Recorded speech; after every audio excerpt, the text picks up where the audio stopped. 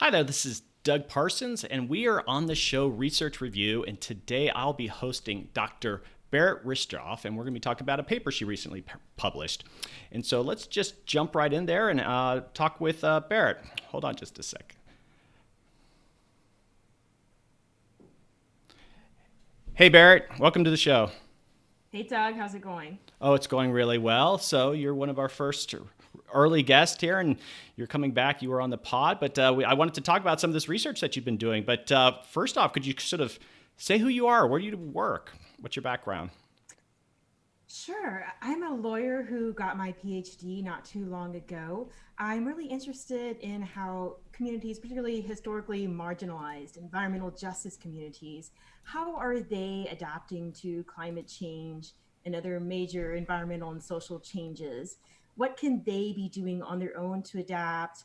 And how should we maybe change our laws or change our policies, or how might we change our policies, and what are we going to do if people don't want to change the policies? How might these communities still manage to adapt? Okay, so this show is focusing on authors and graduate students that have published papers in journals. So, what was the name of the paper that we're talking about today? I sure hope that I have the right paper, and I'm going to take a gamble and say that it is dealing with sustainable adaptation to flooding and erosion, a case study of Alaska Native villages. And I am going to make sure I have the right title. The right title may actually be Avoiding Maladaptations to Flooding and Erosion, a case study of Alaska Native villages. That's the one. That's okay. So, that one. That's the one I read, and it was a really good paper. Okay, so are you the primary author, or was there any other authors with it? I'm the only author. Now, I'll tell you some behind the scenes of PhD research. When you're a nerdy little PhD student, you have to uncover all of the mysteries of what's going on. And you get enough information to publish 3 or 4 dissertations. And you try to pack it all in until your professors tell you, no, no, really, no one's going to read all that. You really need to tell a story, not 5 or 6. And so, confronted with this grim realization about my dissertation, I narrowed down the dissertation, but I had a lot of stuff left over. So I managed to get 11 articles out of the dissertation research because I just couldn't help myself. Had all this knowledge and had to get it out there and publish it. Okay, so this is that paper, Avoiding Maladaptations to Flooding. Where was that actually published? What journal? Forgive me, I'm not as on task as I should be, and I have it right here, and I'm gonna look it up. I believe this was the Ocean and Coastal Law Journal. That's okay. There's so many journals out there, and graduate students are always looking to publish in different ones. Um, so can you give us a brief overview of the focus of that paper and some of the kind of bigger findings, and we'll dig into a bit more into that. Sure. The paper draws from not only my research that I did for my dissertation, but also just my experience living and working in Alaskan Native villages. And the point I wanted to make is that there's all kinds of well meaning people who want to help these villages adapt, particularly to the flooding and erosion. And this leads to sometimes big things like seawalls or erosion controls that in the long run don't really work. Why? Maybe because they were brought in from the outside, they're just overbuilt, they're not going to be maintained by the local people, the local people weren't trained, or the local people have gone ahead and told the outside people, that probably won't work. But the external intervention has been brought in anyway. So I discussed some of these potential maladaptations and how we might avoid them. Okay, so I actually got a master's degree, and I remember writing science papers, but different journals have different, I guess, styles. But was there sort of a justification originally when you did this research? Did you sort of have a core hypothesis, or was it just based on kind of other things that were coming up that you wanted to explore further? Yeah, I'm going to step back and tell you my larger hypothesis about my dissertation research, and that from that came this little paper that branched off of it. But originally, I felt like, oh my gosh, these villages in Alaska, they're indigenous communities, they're remote, they're marginalized, they're really struggling with climate change. Some of them may even need to relocate. And what are we going to do about that? And I came in thinking, wow, we just need to make a national climate change adaptation law and get an agency in charge and get it going. So that was kind of my general thesis. We just need the right laws, and then everything's going to be fine. And as I went on, I realized I don't think that the public is ever going to go for these laws. We can't even, I mean, Congress can hardly pass a budget. I don't know that the state or Congress is really going to go get out on a limb and help villages they've never heard of before they help New York or Miami or somewhere else like that.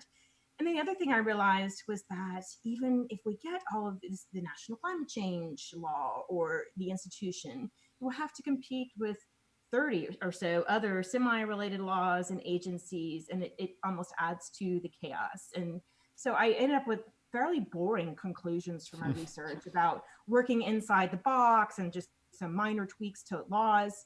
And this particular paper, it didn't get so deep into the legal aspect of it.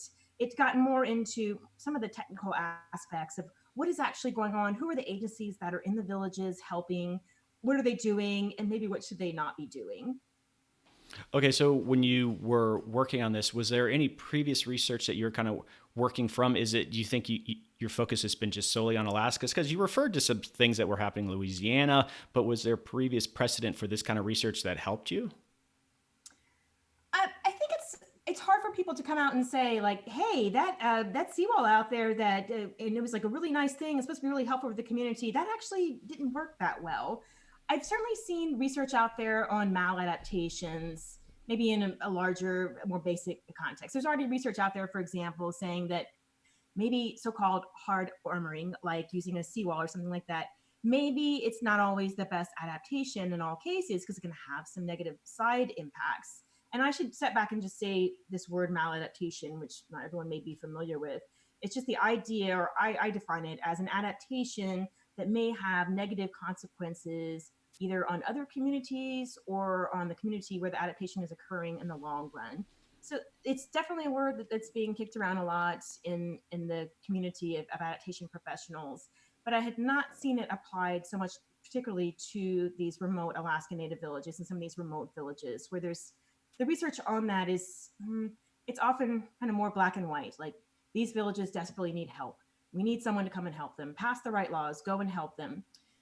There's also a train of research or a strain of research on Alaska Native villages talking about their indigenous knowledge and how it's important, and it's important to consider that. But it's often kind of abstract and not really talking about where does that knowledge work, what works well. And there's not as much emphasis on just looking at how is the general local knowledge of living in the Arctic for a long time and knowing what's going to break and what's not going to work. How does that fit into climate change adaptation? So it was researching somewhat into a new area, but definitely building on past research about maladaptations and then just generally what's going on in Alaska as far as adaptation. Okay, could you give a little bit about the methodology? You did quite a few interviews. I mean, how did you kind of frame the information that you were gathering? Sure. And again, this goes back to the larger dissertation from which a lot of papers broke off. So at the beginning, I wasn't just looking at maladaptations. I had a lot of questions that I wanted to look at in terms of adaptations. How are people adapting? What laws and policies and other obstacles are there to adaptation, and how might they be resolved? And I wanted to look at the state of Alaska as a whole for several reasons. One, because a lot of times when people study Alaska, it's just so huge. They'll just pick three villages. And because Alaska is so huge, those villages may or may not be representative of the whole state. And you may be thinking, well, why is it important to even think about the whole state? Who cares? I care, in part because it's a judicial construct of Alaska. It's not necessarily a bunch of similar cultures. There are common themes among the different cultures, but it's this huge area. And if we're going to do things to help Alaska, if there's going to be laws of general applicability or agencies that cover all of Alaska, then these laws or policies or agencies should understand there are many differences between the different villages. And you don't want to end up putting in a policy that's really going to end up hurting some remote village more than others. So that was why I wanted to get a whole picture of Alaska. And for that reason, I just started reaching out to all the tribes across Alaska. And there's 229. Not all of them have permanent village sites. Some of them have moved into other villages. And some of them, while they still exist, they don't really have a land basis anymore. But I reached out to all of them. There were a number of people who were willing to talk with me. I ended up talking to people from uh, 59 or so different villages. And I also wanted to get a balance of what do the people outside the villages think? So I talked to planners and lawyers and people in agencies and people in the government outside of the village, but somehow related to Alaska policy. And just for those who like methodology, how did I do it?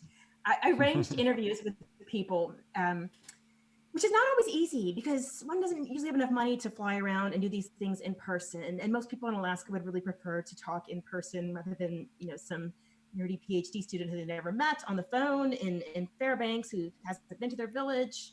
But I was able to get enough people to be willing to go along with my research and talk to me on the phone. Some people talk to me at conferences. Of course, it would have been better if I could have gone out to all of these villages, but one can't. So most of the time, it was hour or so phone conversations with people who are willing to do that. And then I used qualitative content analysis, which is really just going through all of the interviews. You can have transcripts or you can write up summaries, which is I did the latter, and then picking out what are those themes. Some of the things are going to be things you already knew about because they were in your interview questions. And sometimes there's going to be something entirely new that you didn't think of that arises that's a new theme.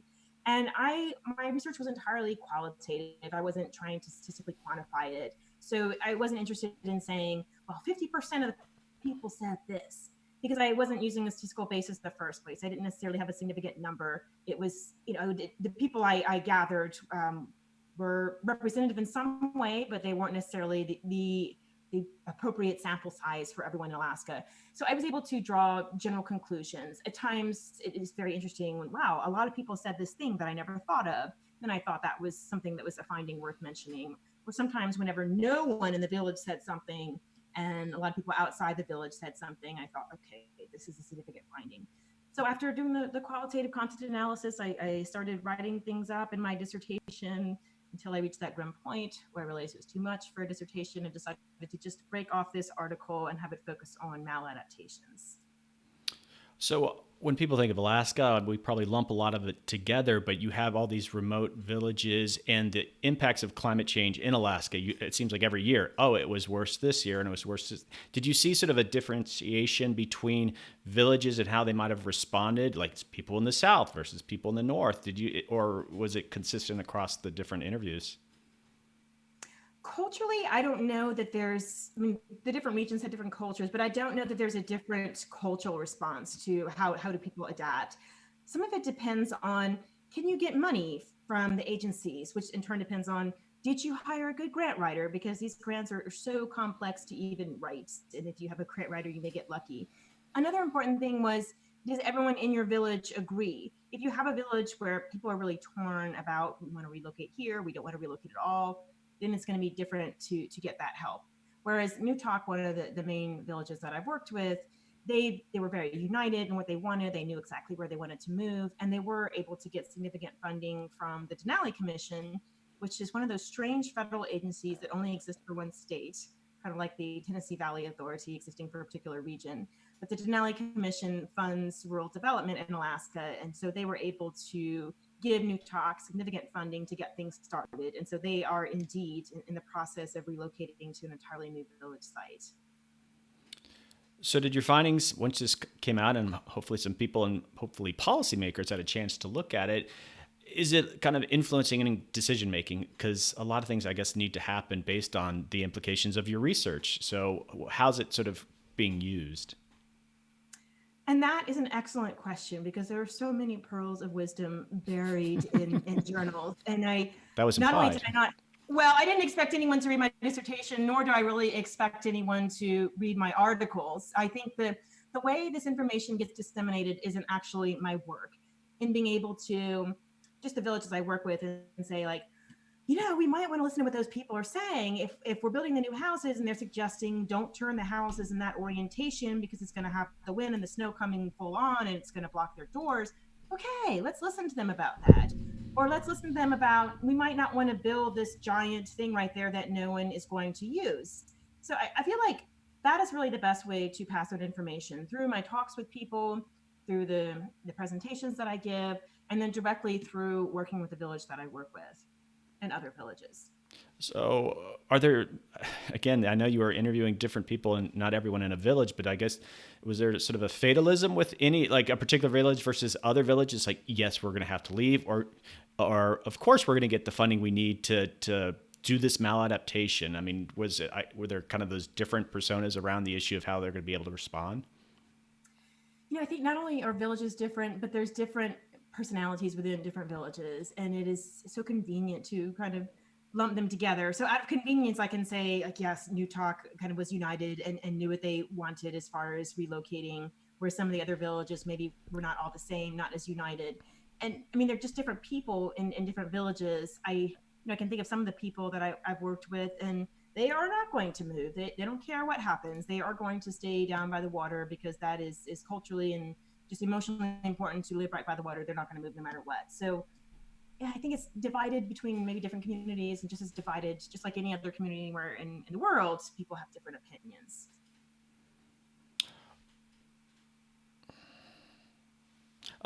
Okay, so you've done this paper. I'm sure that was a relief, and it's a very useful paper. What are your recommendations coming out of it? You're up there in Alaska. I know you're in the thick of a lot of this. So how are you kind of using this research to make recommendations? And I guess what sort of forums are you doing that in? Sure.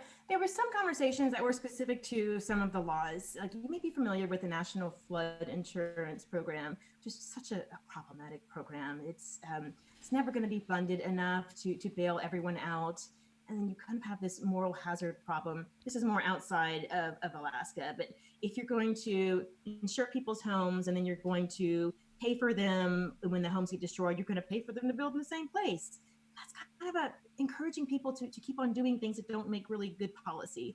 So I know I'm not the first person to say there might be a problem with supporting people to rebuild in the same place. I don't know how far that gets you, because there's a lot of people who have a lot of power who want to rebuild in the same place.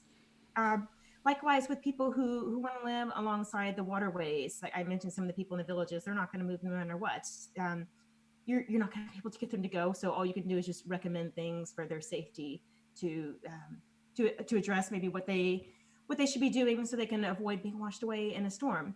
But I mean, mainly I conclude each community has to figure out what risk it's willing to take if it wants to stay in its present location.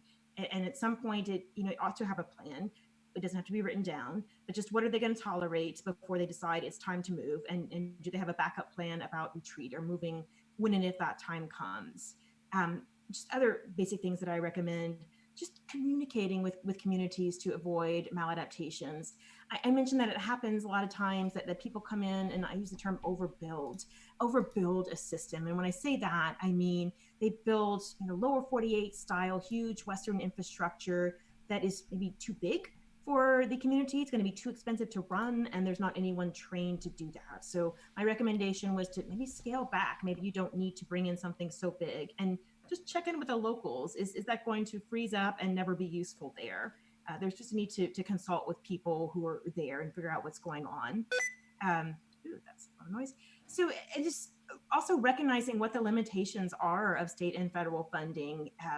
I would love to see there be more community forums where communities can talk to each other and learn from each other. Because I guess I want to be brutally realistic about the potential for legal reform. I advocate it. Lots of other people advocate legal reform a lot better than I do. But at the end of the day, I don't want to hang my hat on all these laws that are not great. I don't want to hang my hat on suggesting they're going to reform, because chances are they're not.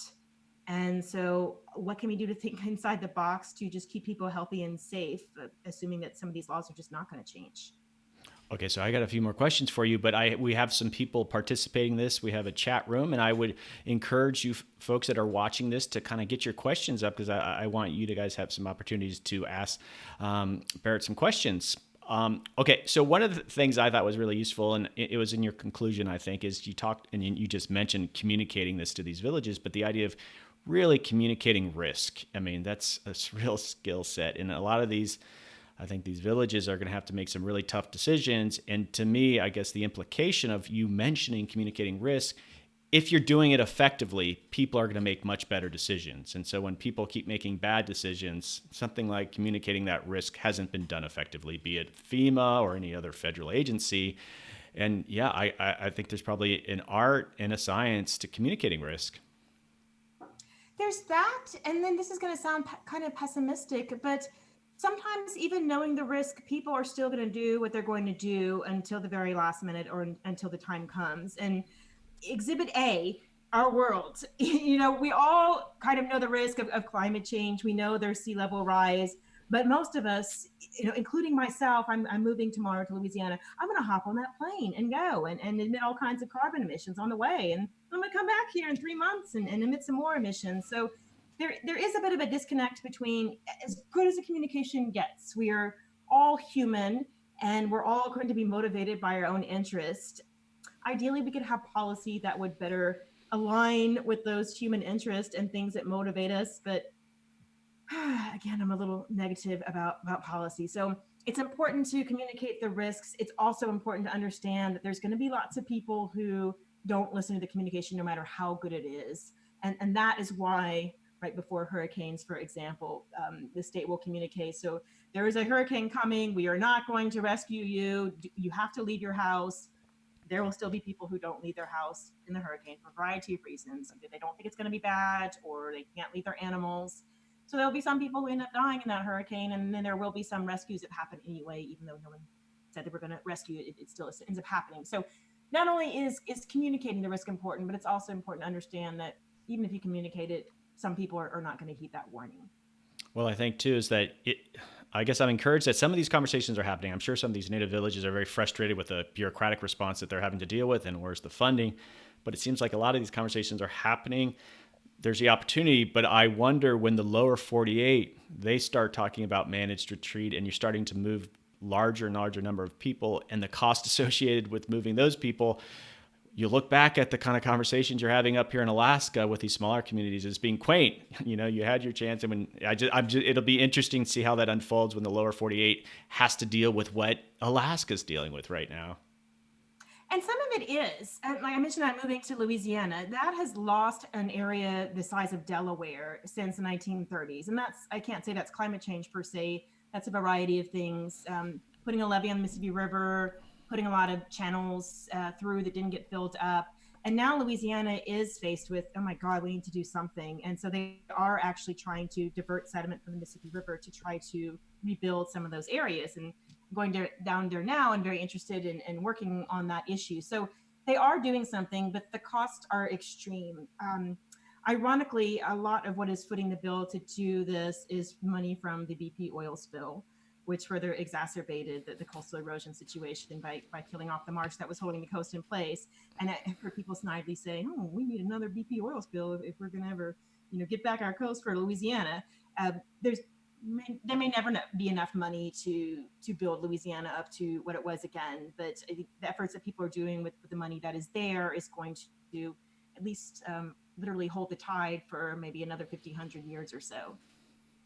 Okay, so I want to get to some of the questions from the audience here, but any sort of final recommendation? You have this paper. Not everyone reads a journal paper, but you're out there. You're having these conversations. Are there other sort of resources and news articles that you would recommend? Are you sort of writing about this continually? Because I assume and even feel guilty about asking people to read long articles, I had turned everything that I had to say into little punchy YouTube videos with silly comments. So if you're very curious and you want like the 5-minute elevator speech on maladaptations, you can certainly do a YouTube search for me and find that. But again, I feel like the value of this is not so much the written article. That's like, great, I have the knowledge, but I need to be out there and interacting with people, which is why I go out there. I work in the private sector. I work in the government sector. I give presentations. I talk to people. Informal exchanges offer a surprising amount of learning. So for the villages and other people who are looking at these issues, talking to someone, Googling someone, finding someone who's been through this before is really a great resource. Okay, so on that note, let's jump into some questions. So we got these people here watching the show, joining us. And from Sarah, I have, and this was on that paper, what are the main maladaptation practices you see in Alaskan native villages? You kind of alluded to some, but what could you list some more there? Sure. I mentioned things being overbuilt, like very expensive water infrastructure that would be hard to maintain, and just the very challenging problem of how to have a toilet in a lot of these places out there. Sometimes normal toilets, so like you would have in the lower 48, are not going to work because the plumbing is going to freeze. So how do you have a dignified system that is going to be possible to put in there at not a huge expense, but is going to work for people and not make them feel awful about it? Um, seen some maladaptive toilets. I've seen some maladaptive, just large systems that were built that were too big for that village and then didn't end up lasting. In terms of just thinking about flooding and erosion, probably some of the worst maladaptations I've seen are erosion controls that were put in by the Army Corps in some of the Western Alaska villages that were supposed to stem the tide and keep erosion from happening. And embarrassingly, one of our representatives in the U.S. Congress was going to come up and look at one of these interventions. And when he came up, there was a big storm that washed it away.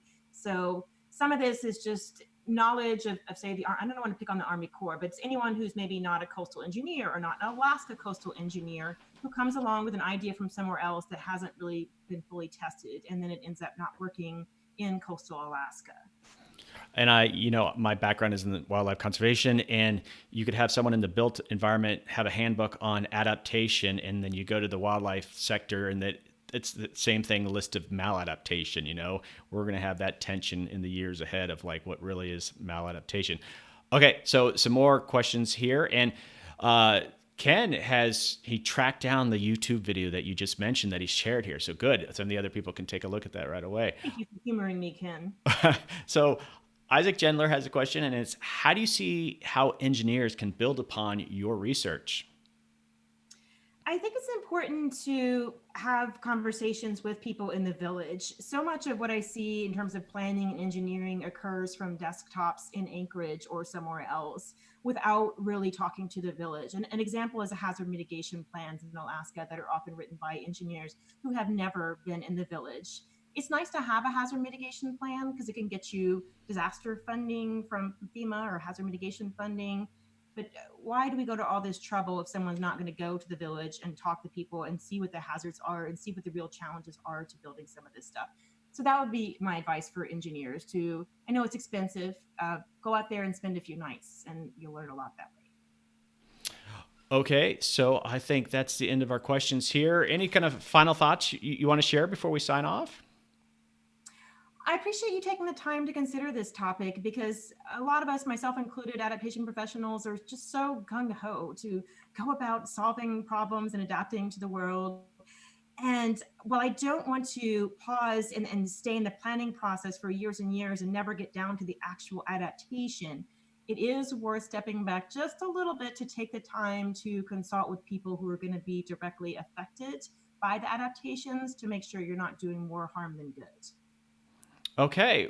Well, Barrett, it's been a treat to talk to you again, and I hope we can have you on again. I think you're going to be doing a lot of this work in the years ahead, but thanks for coming on the show, and thanks for sharing your research. Next time, I'll try to have the right title of my paper. Details. All right. Thank you so much. Thanks for coming on. Thank you.